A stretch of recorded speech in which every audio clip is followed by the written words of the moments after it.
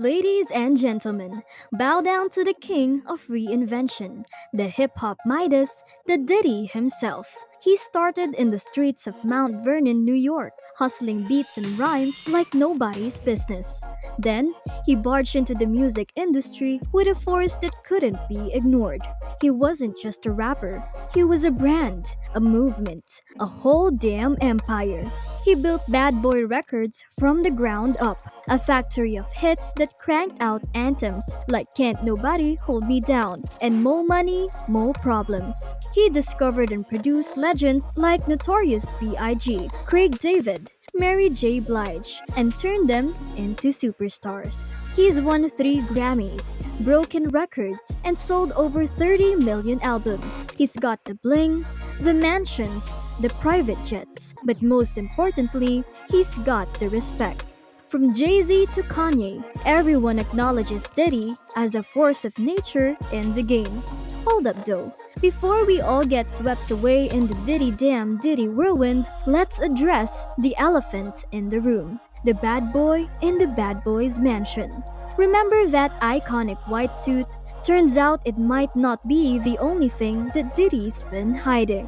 R&B singer Cassie, his ex-girlfriend of a decade, dropped a lawsuit thicker than a stack of bad boy contracts, accusing Diddy of some seriously disturbing things. We're talking about allegations of rape, sex trafficking, and physical abuse, all allegedly happening throughout their relationship. Cassie claims Diddy used his power and influence to control her, silence her, and keep her trapped in a nightmare. Now this ain't the kind of remix we were expecting from Diddy. He's calling the accusations offensive and outrageous, but the court of public opinion is already buzzing. It's a stark contrast to the shiny image we've been sold, and it forces us to ask, can we separate the artist from the art? Can we still bump Mo Money, Mo Problems, knowing that the man behind it might be a monster? This ain't just about Diddy, folks. It's about the power dynamics in the music industry, the culture of silence around abuse, and the courage it takes to speak up. This ain't no regular Diddy beat. We're about to dissect the truth, verse by disturbing verse. Let's rewind a bit.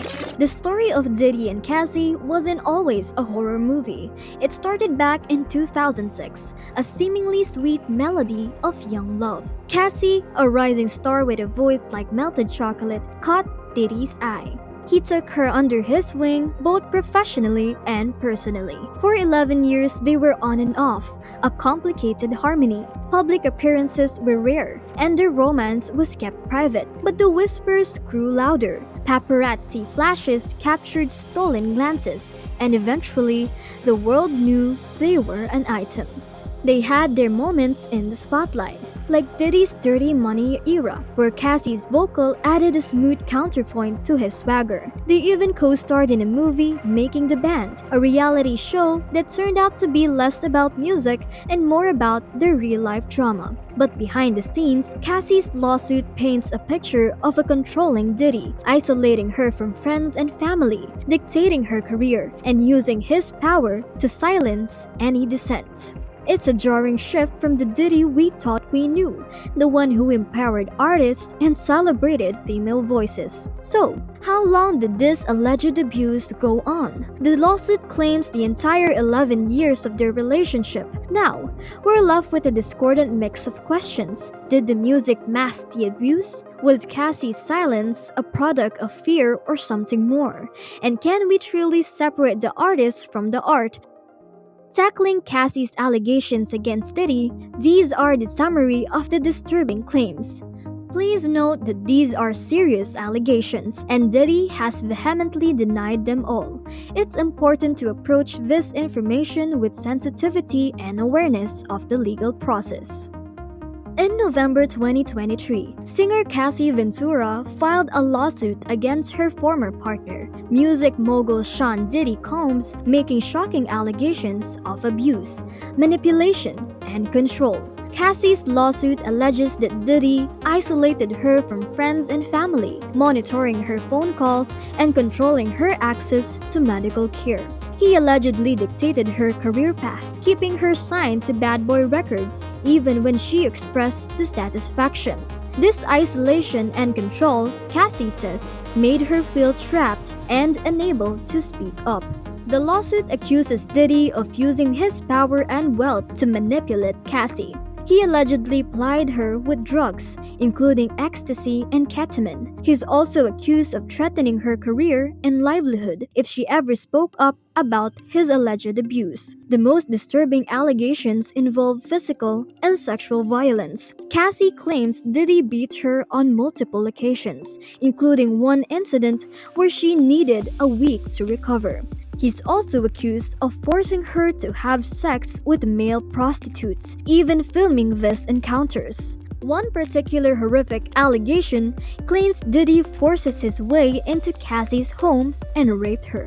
Cassie's lawsuit alleges that this pattern of abuse went on to the entire 11 years of their relationship, starting when she was just 19 years old. This extended duration adds another layer of complexity and raises questions about how Diddy allegedly maintained his control for so long. Cassie's allegations have sent shockwaves through the music industry and sparked important conversations about abuse, power, and the #MeToo movement. While the legal process unfolds, it's crucial to remember that these are just accusations, and Diddy has denied them all. However, the detailed and disturbing nature of Cassie's claims cannot be ignored.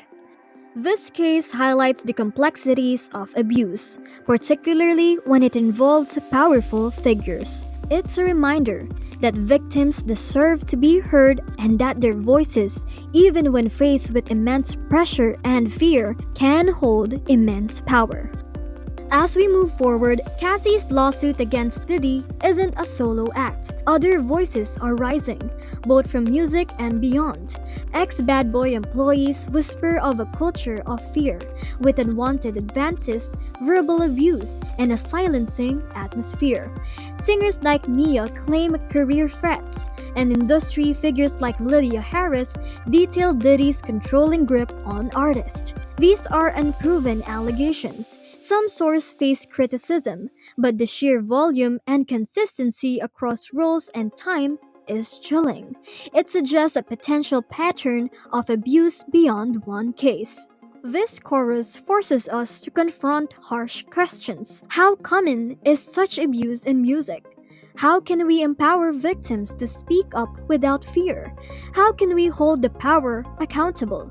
Cassie's bravery has ignited a firestorm of crucial conversations. This isn't just about Diddy or Cassie. It's about creating a safer, more equitable music industry, one where the melody isn't marred by discordant notes of abuse. This wasn't an isolated accusation. Soon, other voices, including former Bad Boy employees, artists, and even a security guard, emerged with their own disturbing stories of alleged abuse by Diddy. So here is Diddy's response. Diddy vehemently denied all allegations, calling them offensive and outrageous. His lawyers dismissed Cassie's lawsuit as a shakedown and an attempt to tarnish his reputation. He maintained his innocence throughout the media storm. The public response was a complex mix of shock, disbelief, and anger. Some immediately rallied behind Cassie and other victims, sharing #JusticeForCassie and #MeTooToo. Others, particularly Diddy's fans and industry colleagues, expressed skepticism, citing his philanthropic work and questioning the timing of the accusations. Media outlets grappled with the sensitive nature of the allegations, balancing Diddy's right to due process with the need to give voice to the victims. Articles dissected Cassie's lawsuit, analyzed Diddy's public statements, and interviewed experts on abuse and power dynamics. Many questioned the culture of silence and fear that enables abuse, particularly towards young, aspiring artists. Questions arose about the role of record labels, management companies, and even fans in perpetuating this culture. Some argued that Diddy's immense wealth and influence created an environment where victims felt powerless to speak up. Others highlighted the vulnerability of artists, often young, financially dependent on powerful figures like Diddy. The debate extended beyond Diddy to encompass the industry as a whole. Industry insiders discussed the need for better safeguards, support systems, and avenue for reporting abuse. Cassie's bravery has opened the door for other victims to come forward, and it's crucial to listen to their voices without judgment. The music industry, like any other, can't be allowed to hide behind its glitz and glamour while harboring the darkness of abuse. The melody of music deserves to be pure, untainted by the discordant notes of exploitation and fear.